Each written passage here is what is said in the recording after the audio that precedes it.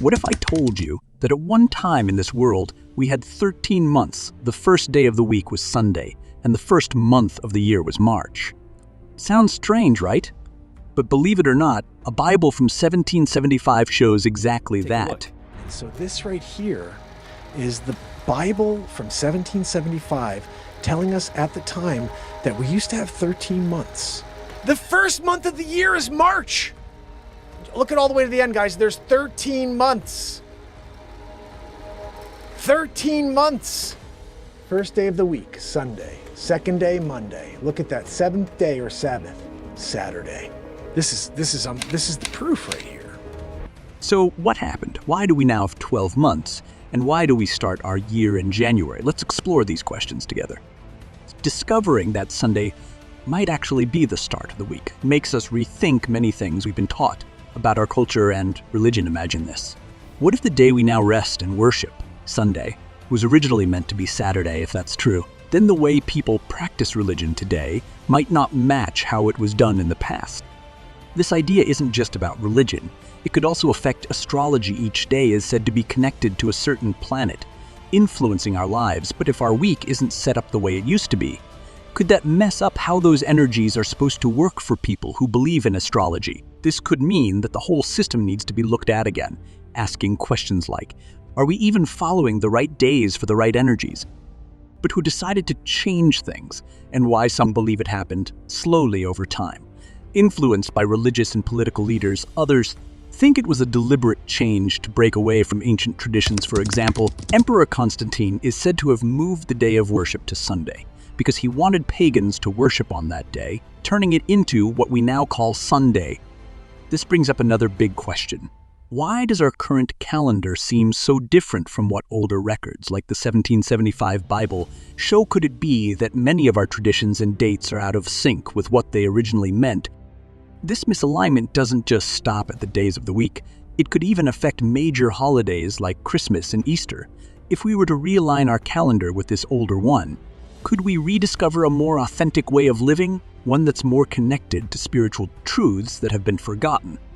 This discussion isn't just about sticking to religious rules or following astrological beliefs. It's about whether our lives are in harmony with the natural and cosmic order that might be much older than today's calendars. Correcting our calendar wouldn't just be about changing dates. It could be a way to reconnect with a sense of balance and spirituality that we might have lost over time. As we explore more of what the 1775 Bible reveals, we can't help but wonder, what other secrets does it hold? And how could these change the way we see our world, our beliefs, and our connection to the universe? The 1775 Bible suggests that March was once considered the true start of the year, aligning with the vernal equinox, a time when day and night are perfectly balanced, symbolizing renewal and growth. This makes sense for a society closely connected to the land, planting crops and planning life around the seasons. The idea of 13 months also ties in with the lunar cycles, something many ancient cultures followed. Traditional lunar calendars often added an extra month to stay aligned with the solar year, recognizing the natural flow of energy as the moon waxed and waned, influencing everything from farming to human behavior. Even our modern 7-day week is rooted in ancient practices, with each day linked to one of the 7 classical planets. The 1775 Bible's placement of Sunday as the first day echoes this connection, with the sun holding a place of importance just like it does in the heavens.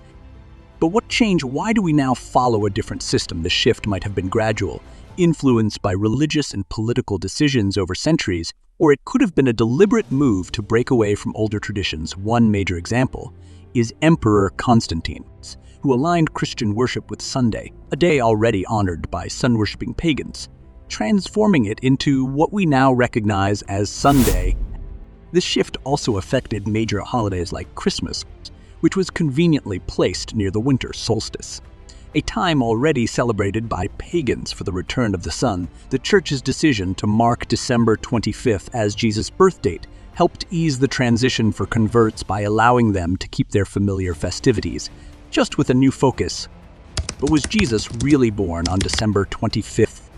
Historical evidence and biblical clues suggest otherwise. For example, the Bible mentions shepherds tending their flocks at night, which they typically did in the spring during lambing season, far from the chill of winter. Imagine if Christmas were celebrated in spring, aligning with the themes of rebirth and renewal central to Christianity. Instead of the wintertime celebration we know today, spring might connect Jesus' birth and resurrection in a continuous cycle of renewal. Easter, closely linked to the Jewish Passover and the lunar calendar, would also fit naturally into this cycle, suggesting a deeper connection between spiritual events and natural rhythms. The Julian calendar, introduced by Julius Caesar in 45 BC, marked a significant change. Moving from a lunar to a solar system, this calendar extended the year to 365 days, but it was still inaccurate, adding an extra day every 128 years over time. The 13-month calendar, which might have better matched natural cycles, was discarded. Why did this change happen? The shift to a more predictable and uniform system was driven by Roman society's complexity, needing better management of festivals, agriculture, and taxes, but it might also have been an effort to move away from lunar calendars associated with pagan traditions and to avoid numbers like 13, which were seen as unlucky. The removal of the 13th month could have severed our connection to natural and cosmic rhythms if the 13-month calendar offered a more accurate alignment with lunar cycles. Its loss might have impacted everything from agriculture to spiritual practices, religious festivals like Christmas and Easter. Once tied to celestial events, now drift through the year, potentially losing their original significance. The calendar delineated in the 1775 Bible, with its unconventional 13-month year beginning in March, invites us to reconsider not just historical timelines, but also spiritual narratives. Among the most profound is the birth of Jesus, traditionally celebrated in December.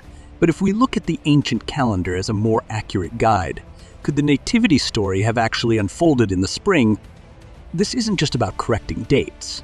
It's about re-examining the astrological and spiritual significance that's been woven into the story of Jesus' birth. Spring, marked by the vernal equinox, is a season of renewal, when the earth awakens from winter's slumber and new life begins to bloom.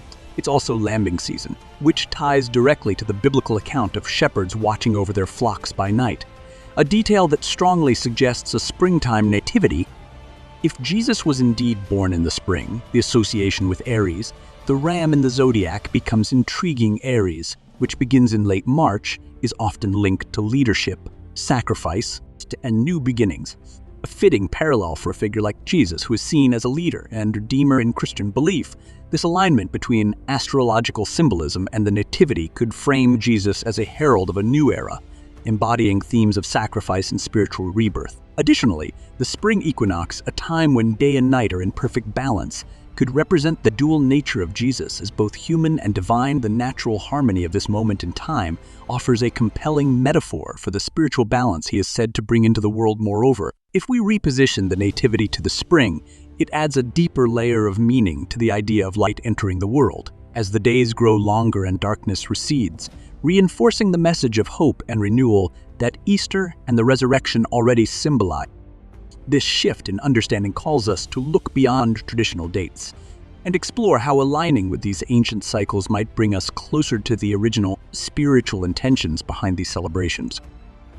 If our sacred days are celebrated at the wrong times, we might wonder if our collective consciousness is off the mark. Are our prayers and celebrations truly reaching their intended spiritual heights? Or are they missing their cosmic targets? This reflection isn't about questioning faith, but exploring how our timing might influence our spiritual practices and connection to the natural world. Thanks for watching. What do you think about celebrating holidays according to natural cycles? Let us know in the comments, and don't forget to subscribe for more cool insights.